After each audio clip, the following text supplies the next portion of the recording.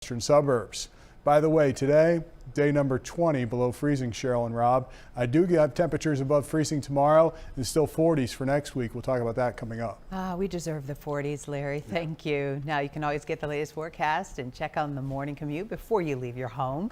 ABC7 Eyewitness News starts tomorrow at 4:30 a.m. A 17-year-old was in court today charged with a mass shooting here on State Street. It happened the night of Chicago's Christmas tree lighting. The 7 teenagers were wounded. Damarian Cherry is charged as an adult with multiple counts, including attempted murder and aggravated battery. Prosecutors say he was on probation for a previous robbery at the time of this shooting.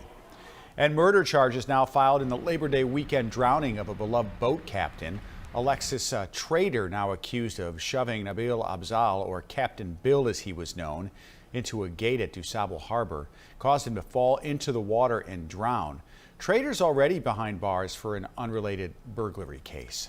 Investigators in Arizona provide a number of new details in the disappearance of Nancy Guthrie, mother of Today Show host Savannah Guthrie. The FBI now offering a $50,000 reward for information leading to her safe return or the arrest of those responsible. ABC's Olivia Rubin reports.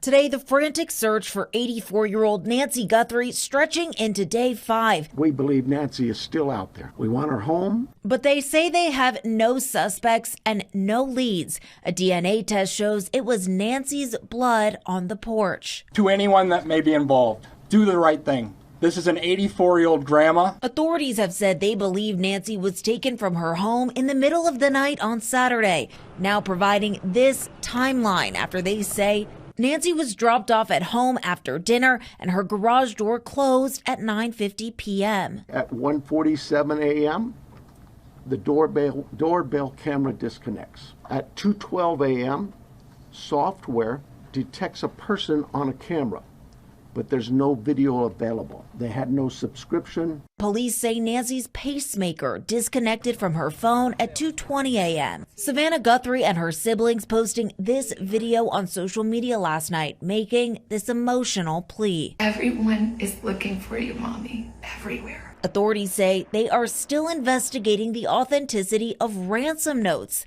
sent to various media outlets. In the video, the family speaking directly to the possible abductor. We are ready to talk. However, we live in a world where voices and images are easily manipulated. We need to know, without a doubt, that she is alive and that you have her. We want to hear from you, and we are ready to listen.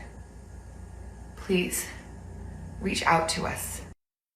And on the ransom notes, the FBI says at least one of them was a hoax and an arrest has been made. They are still encouraging anyone with information to please call that tip line. Olivia Rubin, ABC News, New York. Olivia, thank you for that update. President Trump speaking for well over an hour at the 74th annual National Prayer Breakfast in Washington, D.C. He touched on a number of topics, saying he's done more for religion than any other president. At one point, Chicago area Democratic Congressman Jonathan Jackson, the son of civil rights icon Jesse Jackson, prayed for the president and the country. Today we pray for the future of this nation and that you would lead this president into greater levels of compassion for your name's sake. We pray that you would protect him from the iniquities of evil and that you would give him greater clarity, greater courage, and greater capacity to do what is right. The bipartisan event brings together political, religious, and business leaders to pray and foster fellowship. It's an elected seat that directly impacts Cook County property owners, and challenger Pat Hines is trying to unseat incumbent Fritz Kagi for Cook County Assessor. Skyrocketing property tax bills expected to play a key role in this race. Sarah Schulte talks to both candidates in this closely watched Democratic primary. Following complaints of skyrocketing property tax bills in some of the city's poorest neighborhoods, Cook County Assessor Fritz Kagi is in a tough race against Pat Hines, who calls assessments his passion and vocation. He was elected as an outsider and reformer. 8 years ago, Fritz Kagi beat incumbent Joe Barrios with the promise to clean up corruption and change a regressive system that overassessed lower-valued properties and underassessed commercial properties. We made tremendous progress on all those areas. The University of Chicago study showed we'd almost eliminated regressivity, saved the bottom 70% of homeowners $2 billion. But Kagi's progress took a twist. Last year, homeowners on the south and west sides of Chicago were shocked to find property tax bills that doubled or tripled. So those taxpayers are right on the road to property tax foreclosure. A good portion of them will flat out lose their homes. Opponent Pat Hines blames Kagi, a former mutual fund manager, for not having the experience to do the job correctly.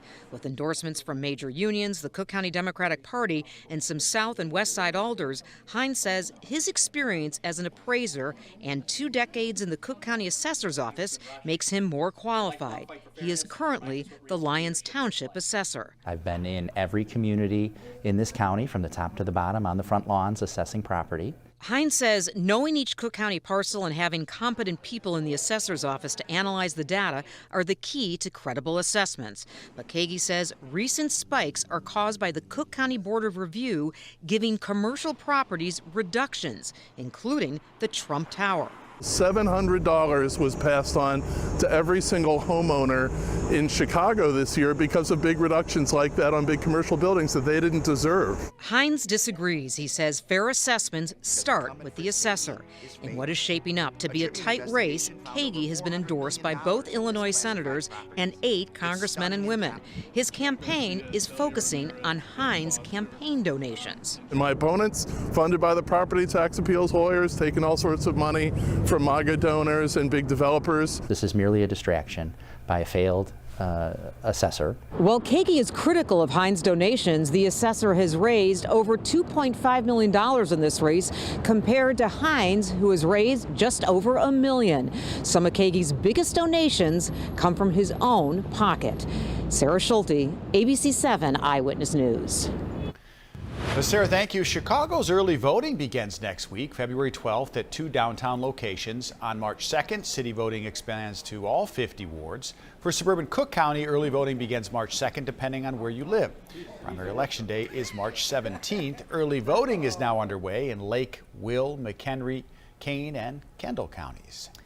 Still to come tonight, going digital, the new way to pay and contest traffic tickets. Every 3 minutes and 14 seconds, someone has a stroke in the United States. Local survivor joins us live in studio with her story to help others protect their heart health. Bad Bunny taking the stage for Super Bowl 60 halftime show. He spoke about what fans can expect coming up.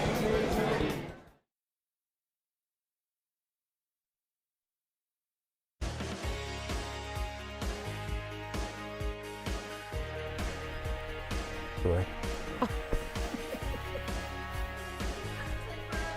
1, 2, 3, 4, 5, 6, yeah. 1, 2, 3, 4, 5.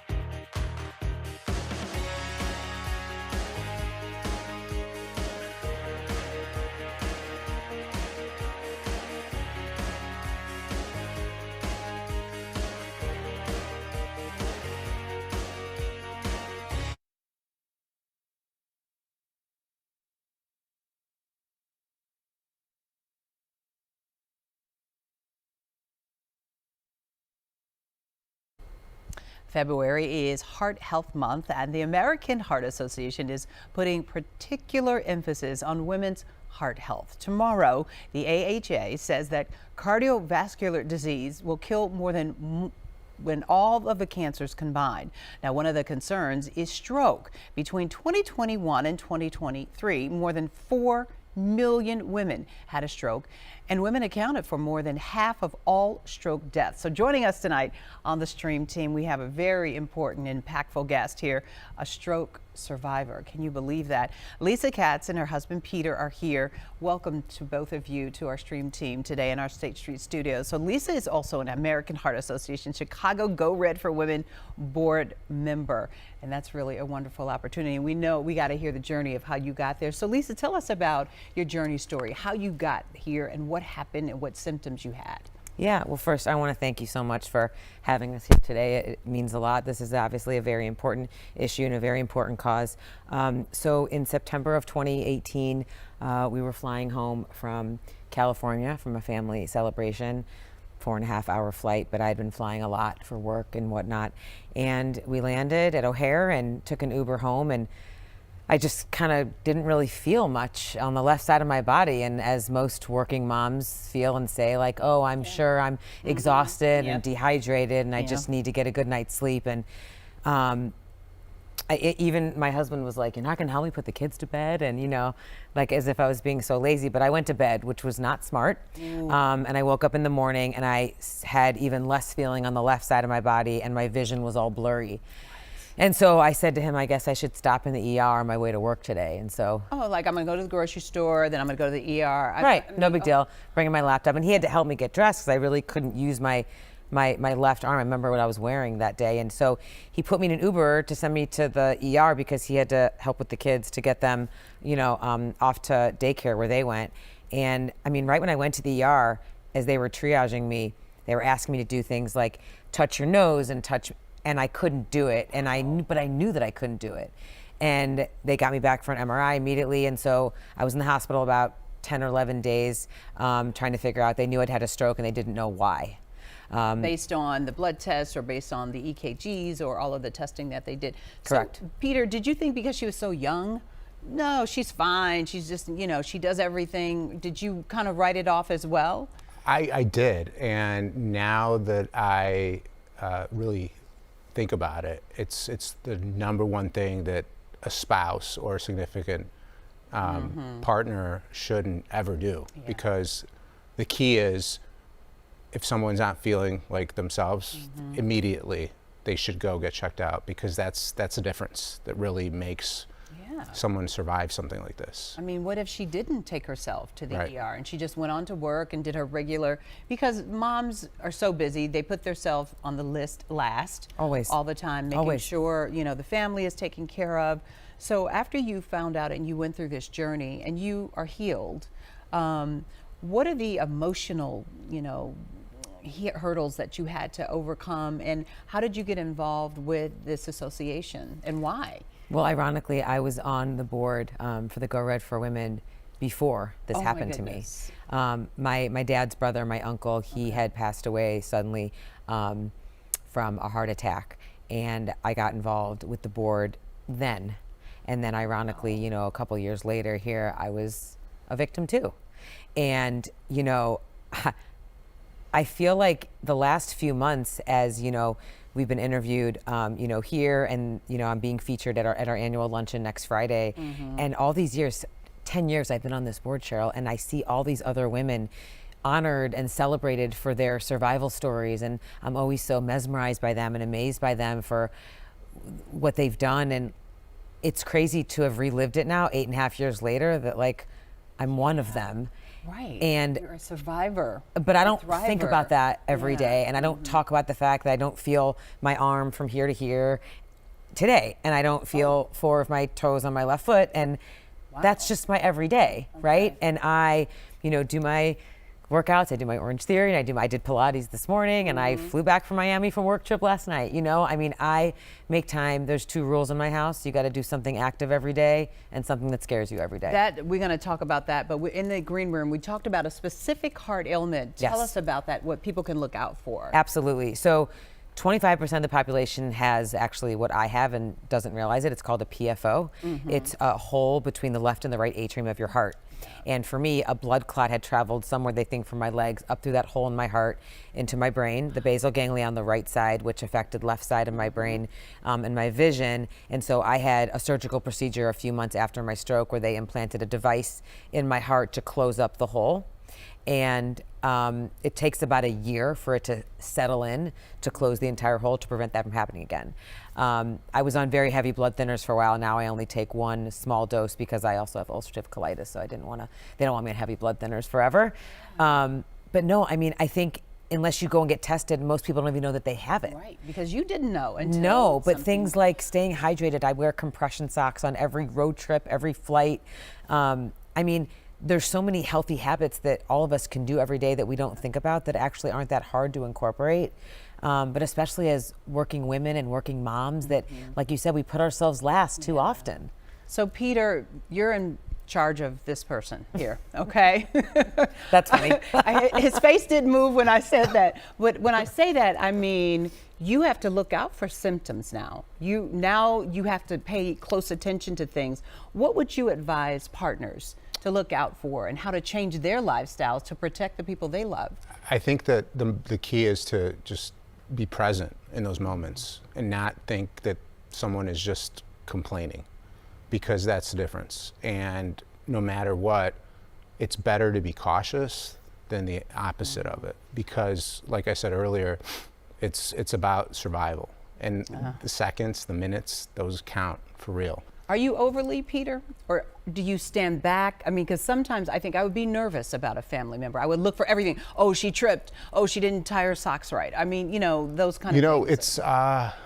It's a tough situation to be in, right? Because she's still, the person that I love and have loved for such a long time, and I still need her to be like she was, right? So it's like, it's a balance, right, of like letting her do her thing and like making sure to be there for her when she needs it. All right. Well, thank you all for sharing your story. It really is going to save a life or save lives, and we appreciate you. Tomorrow is Go Red for Women. You wear red tomorrow, of course. You look gorgeous in red. Thank you, as do and we want you to post your participations on social, hashtag Wear Red Day. You can also tag the American Heart Association as well, American Heart IL. For more information, just go for redwomen.org. And you can just go to our website, too, at abc7chicago.com. You did a great job. That's love, okay? That's It is. Thank you for having us. And I'll ask you about what you did today that scared you on the break. All right, Rob? Lisa and Peter, great job. I'll see both of you next Friday. Judy Sue and I host a luncheon every year. Yeah. It's a wonderful event and a terrific story. Lisa, thanks for sharing. See both of you in about a week. Well, coming up, the Super Bowl is just days away. Can you believe it? We have a live preview of the highly anticipated and historic halftime show. It's next. Plus, snow could make for a messy commute. Larry's with us. Time's out. It's Arrival in the AccuWeather Alert forecast next.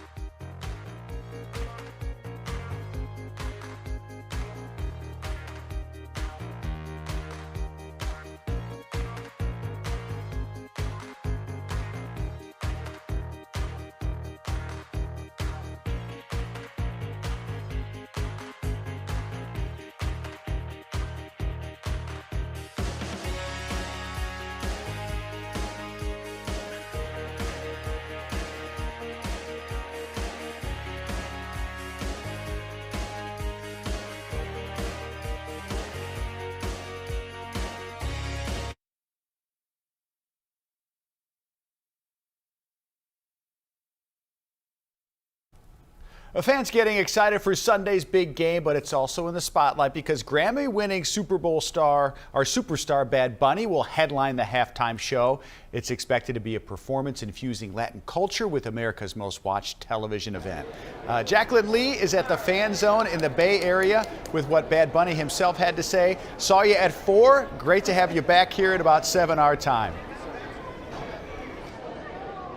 Hey, Rob, so great to be back with you guys. And, you know, the fans here are so incredibly excited for this game on Sunday. You can see them out here in full force, taking all the photos with all of the football-infused things here in the Bay Area. But more importantly, Bad Bunny gave us a little taste of what we can expect. Bad Bunny, whose real name is Benito Antonio Martinez Ocasio, headlining the Super Bowl 60 halftime show. Fresh off his 3 2026 Grammy wins, including Album of the Year for his record-shattering album Debí Tirar Más Fotos, the first Spanish-language album to take home the top prize. Reflecting on the whirlwind he's been experiencing and what this performance means to him and his culture. I know where I come from, but I also know where I can go. Bad Bunny, who was born and raised in Puerto Rico, is expected to give a performance jam-packed with rhythm and salsa, bringing Latin culture to a global stage, performing only in Spanish, but staying tight-lipped on what we can expect. I don't want to give any spoilers. It's gonna be fun and it's gonna be easy, and people only have to worry about dance. I know that I told them that they had 4 months to learn Spanish. They don't even have to learn Spanish. The star wrapped up a sold-out 31-show residency in his native Puerto Rico and is in the middle of his world tour, but skipping any other performances in the United States due to concerns about immigration crackdowns. There was some backlash from conservative critics last fall when Bad Bunny was announced as this year's headliner, citing his Spanish-language performances in outspoken support of immigrants. Bad Bunny saying his biggest feeling has been grateful. I'm excited. But at the same time, how I said before, is I feel more excited about the people than even me, about my family, about my friends.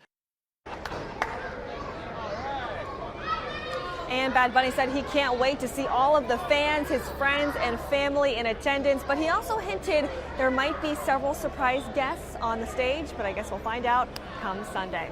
In San Francisco, Jacqueline Lee, ABC7 Eyewitness News. Guys, back to you. Okay, Jacqueline, thank you so much. It's time for our weather forecast after seeing that beautiful weather, Cheryl. I know, right? We're going to have beautiful weather next week. Yes, 47. Stay hopeful, right, Larry? Yeah, I'm hopeful.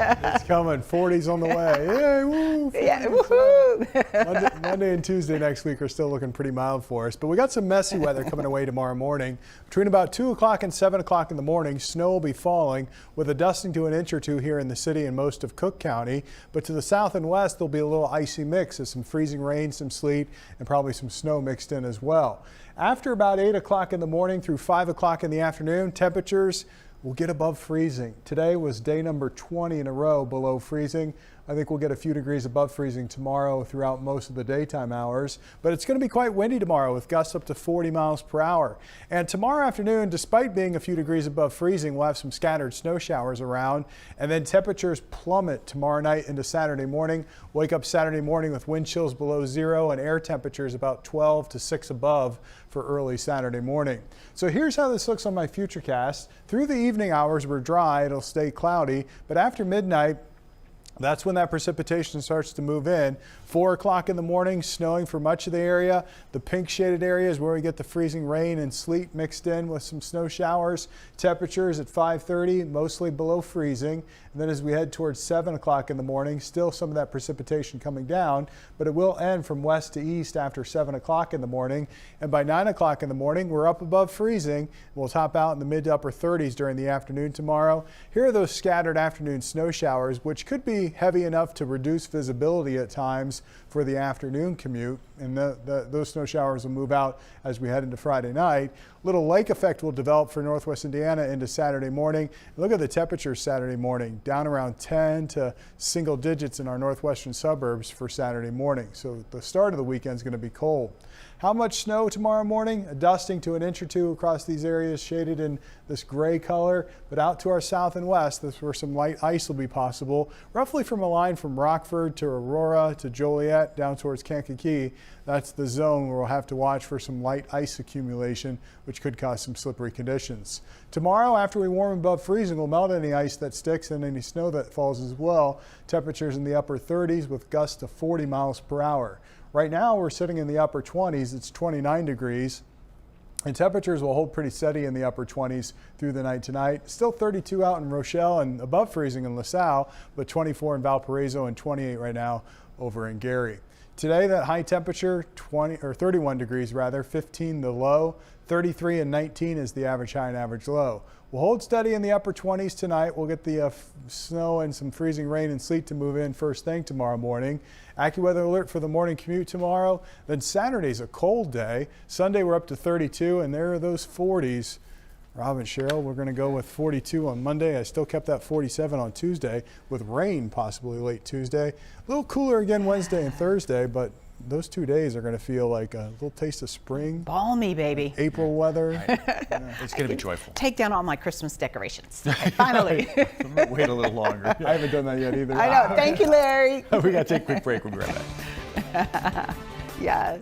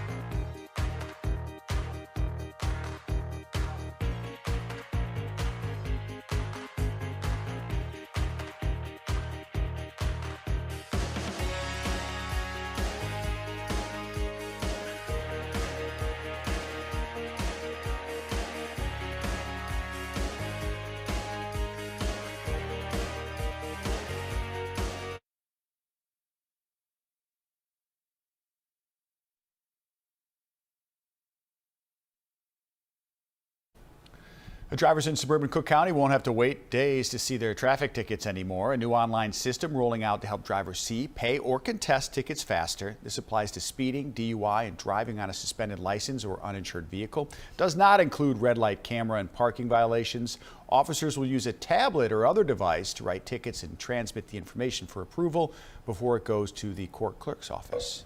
So if there's missing info, there's a couple of steps where things will be verified along the way. Law enforcement will be entering the data. It'll be checked at the station. It's sent to us. Our clerks will be checking it. So there's a lot of steps along the way to verify that information. The program is now up and running in dozens of suburbs. The clerk's office says all 102 Cook County law enforcement agencies will adopt e-citations by summer. There you go. Well, the Winter Games are just about to get underway in Milan, and we're getting a look at the pomp upon arrival. Yeah, athletes are greeted at the airport with messages from family and friends. Then there's the swag, baby. You got to have some swag. Custom tailored outfits included self-inflating jackets, sunglasses, and Olympic rings. The Winter Games will open ceremonies tomorrow. And Rob, you covered the last time the Olympics were in Italy. Yes, yeah, oh my gosh, 20 years ago in Torino. It is an incredible experience. Yeah. And Team USA looks strong this year. I know, we got some great representation. How's the weather going to be? Anybody check that out, like for the snow? And we've been talking about Lindsey Vonn. Oh, we were talking about that earlier. She's got a torn ACL and she's still doing it. Yeah, well, she's gonna win gold. She's doing it for her mother. I hope so. There should be snow up in the mountains. They should be okay. Yeah. Okay. Be okay. It's going to be good. See you at 10 over on ABC7, everybody.